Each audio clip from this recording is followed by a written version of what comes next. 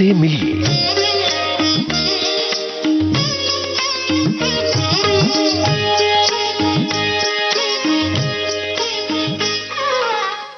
श्रोताओं, इनसे मिलिए कार्यक्रम में आज आप सुनेंगे लेखक और अभिनेता उत्कर्ष मजूमदार से ममता सिंह की बातचीत का पहला भाग। नमस्कार सर, मैं विविध भारती से ममता सिंह बोल रही हूँ और अपने श्रोताओं को बता दें, टेलीफोन लाइन पर हमारे साथ हैं जाने माने एक्टर उत्कर्ष मजूमदार जी। उत्कर्ष जी, हम आपका स्वागत कर रहे हैं विविध भारती परिवार की ओर से। नमस्कार। नमस्कार ममता जी। सबसे पहले उत्कर्ष जी, हम जानना चाहते हैं कि आप दूरदर्शन की चमकीली दुनिया में रहे हैं, तो एक सपनों की सी नगरी है दूरदर्शन, और आकाशवाणी में हम काम करते हैं तो हम सबको ऐसा लगता है कि सपनों की दुनिया है। तो आपने दूरदर्शन क्यों छोड़ा और कैसे गए एक्टिंग की दुनिया में, सिनेमा की दुनिया में और धारावाहिक की दुनिया में? हाँ, बात यह है कि मैं शुरू से ही नाटकों में रुचि रखता था, एक्टिंग में रुचि रखता था, और मैं अपने स्कूल डेज से ही नाटकों में काम करता था। कॉलेज में भी नाटकों में काम किया, प्रोफेशनल नाटकों में भी काम करना शुरू कर दिया। जी जी। ग्रेजुएशन के बाद मैंने Xavier Institute of Mass Communication, वहाँ से 2 साल का मास कम्युनिकेशन का कोर्स किया। मैं जो नाटकों में भी काम करता था, दूरदर्शन की प्रोग्राम में भी हिस्सा लेता था।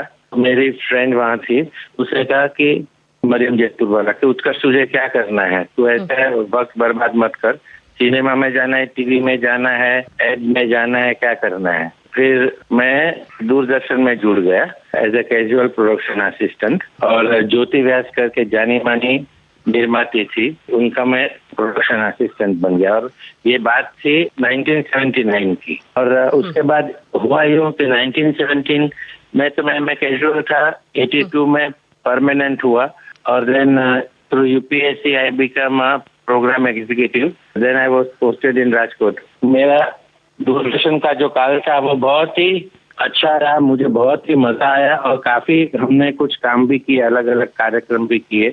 और फिर कि मुझे एक श्याम बेनेगल की फिल्म मिली अंतरनाथ करके। जी जी।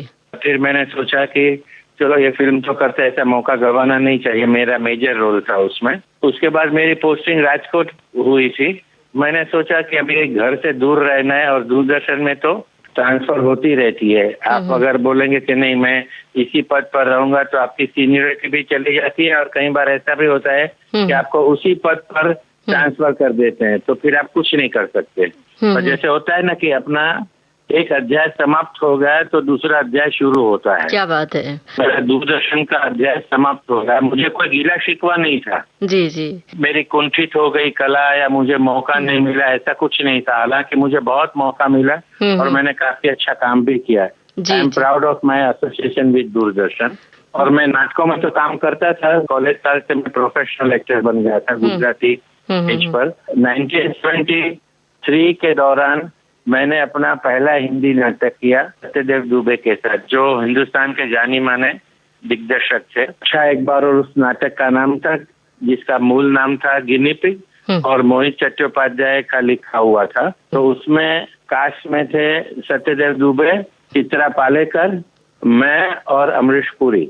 और अमरीश पुरी और मेरा पैरेलल रोल था, और चित्रा और दुबे जी का भी पैरेलल रोल था। 4 एक्टर्स थे इस नाटक में। उसके भी काफी प्रयोग हुए, और उसके साथ साथ मैंने थिएटर यूनिट जो दुबे का ग्रुप था वहाँ काम करना शुरू कर दिया। मैं गुजराती नाटक भी करता था, पर उसके बाद हिंदी नाटकों में भाग लेना मेरा ज्यादा हो गया। तो ये सिलसिला चलता रहा। फिर जैसे होता है कि एक काल है कि भाई अब मुझे और कुछ करना है, तो वो छोड़कर मैं बम्बई वापस आ गया। हालांकि मुझे एक प्राइवेट टीवी चैनल जो आ रही थी उसने ऑफर भी किया कि you become head of the TV channel Gujarati के, पर आपको बम्बई में नहीं रहना होगा। तो मैंने वो भी मना कर दिया कि भाई मैं बम्बई में ही रहना चाहता था, वरना मैंने कहा कि मेरी दूरदर्शन की नौकरी कहाँ बुरी थी। तो जब मैंने नौकरी छोड़ा तो मेरे पास और कुछ काम भी नहीं था। मैंने कहा कोई बात नहीं, मेरी बीवी जो है निश्चिंत हो रहा, उसने मुझे काफी सपोर्ट किया, वो भी दूरदर्शन में थी।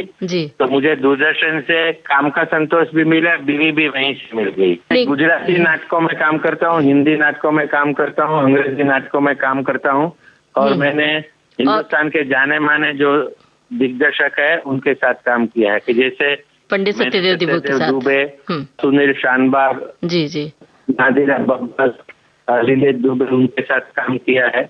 और गुजराती में भी कांति मड़िया, गिरीश देसाई और अन्य उनके साथ काम किया है।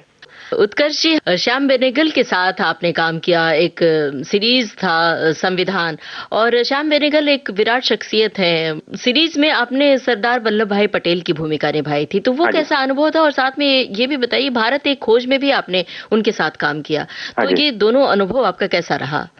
बहुत ही अच्छा रहा, मजेदार रहा, और काफी कुछ सीखने को भी मिला।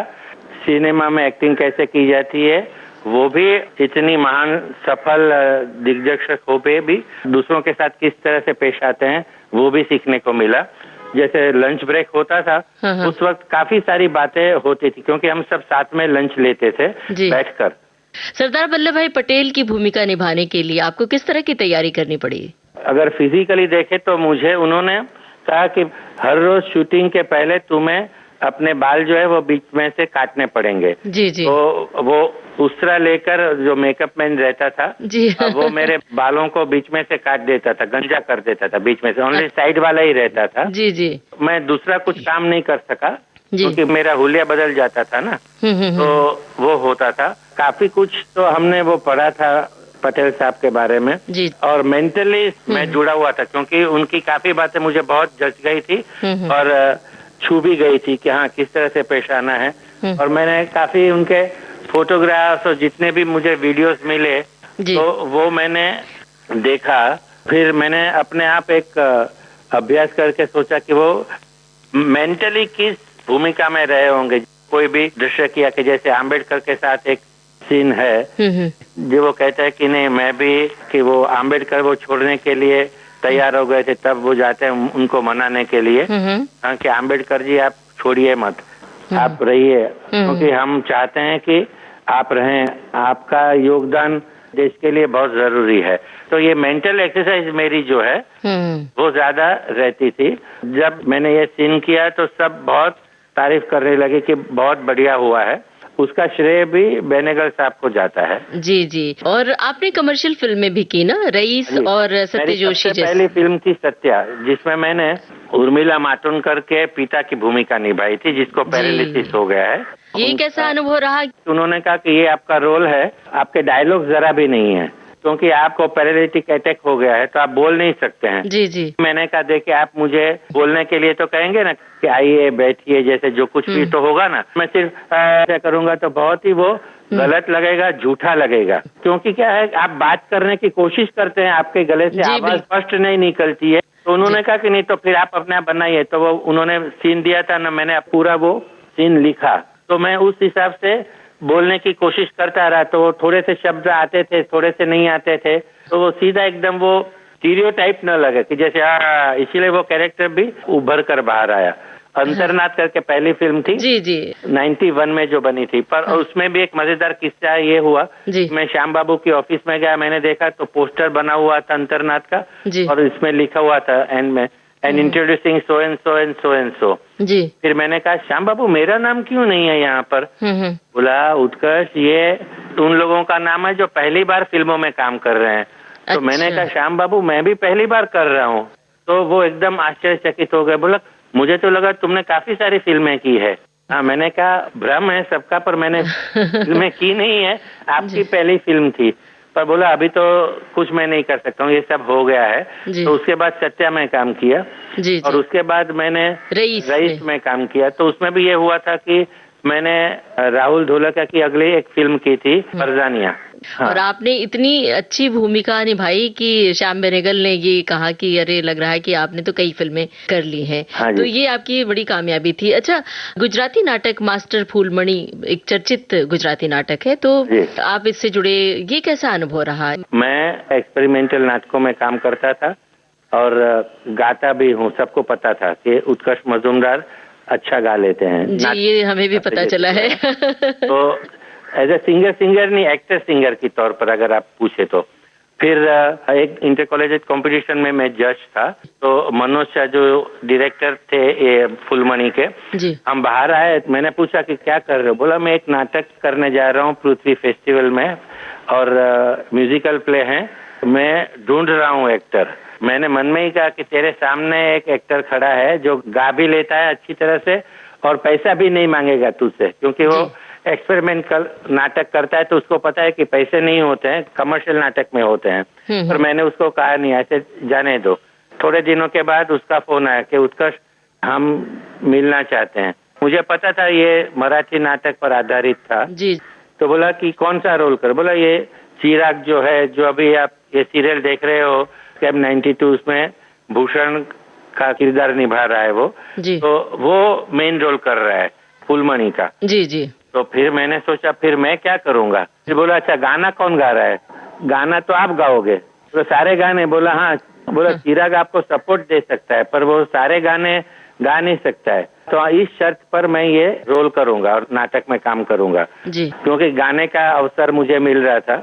हालांकि मैं प्रोफेशनल सिंगर नहीं हूँ। जी जी। तो फिर आप क्या करते हो कि गाना जैसे गाना है आपको, तो उस वक्त आपकी आवाज नहीं चली, और ये ऐसा है ना नाटकों में गाना है तो उसमें ऐसा भी होता नहीं है कि जैसे आप म्यूजिकल शो जैसे होता है कि अभी आपके सामने आएंगी रफी की आवाज में उत्कर्ष मजूमदार, आपको तो नाटक में संवाद बोलते बोलते गाना शुरू कर देना है। तो वो तो बड़ी कठिन बात होती है ना कि आपका संवाद का एक सुर है और गाने का एक अलग सुर होता है। ये काली 2 में है, सफेद 4 में है, काली 1 में गाना काली 2 में है, तो काली 1 का गाना आपने दूसरे सुर में उठाया तो पूरा गाना जो है बैठ जाएगा। जी हाँ। वो बहुत ध्यान रखना पड़ता था। जैसे पजेस पर्सन जैसे होता है, सुबह में जैसे मैं उठा तो गाना शुरू कर देता था नाटकों का, मुझे जितने भी गाने थे, और 24 घंटे में गाना गाते रहता था। मैं चाहे टैक्सी में जा रहा हूँ, ट्रेन से जा रहा हूँ, बस से जा रहा हूँ, कार में हूँ, कहीं भी हूँ, 24 घंटे में गाने गा रहा था। तो लोगों को लगता था ये बंदा पागल हो गया है। मैंने कहा कि इतना बैठ जाना चाहिए, इतना बैठ जाना चाहिए कि कोई नींद में से उठाकर भी मुझे कहे कि फला गाना गाओ तो मैं सही सुर में ही गाऊं जी, इतना पक्का मैं कर लूं। हम आग्रह कर रहे हैं कि आप यहाँ पर हमारे श्रोताओं को भी थोड़ा सा कुछ गाकर सुनाएं। ये फुलमणि का गाना ही सुनाता हूँ आपको। जी हाँ। ये गुजराती संगीत नाटक जो हुआ करते थे जिसको हम भांगवाड़ी थिएटर कहते हैं, वडीलोना वांके का ये गाना है। तो आज से करीबन 80 साल पहले का ये गाना है।